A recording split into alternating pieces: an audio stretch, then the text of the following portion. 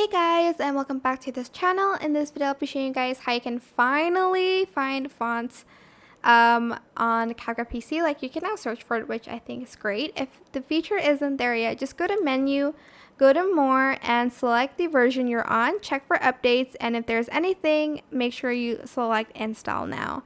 Go to text, add in your default text, select the text, and for instance you want to find a font that you want to use. So select the font here and then search for text.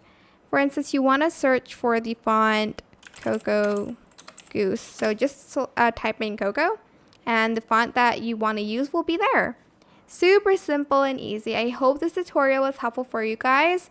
Don't forget to like, comment, share, and also subscribe to this channel if you haven't done that already. If you have any more questions, just leave it in the comment section down below and I will try my best to answer them all for you guys. And if you found this video helpful, please click the thanks button above the description box down below. Thank you so much for watching. Bye!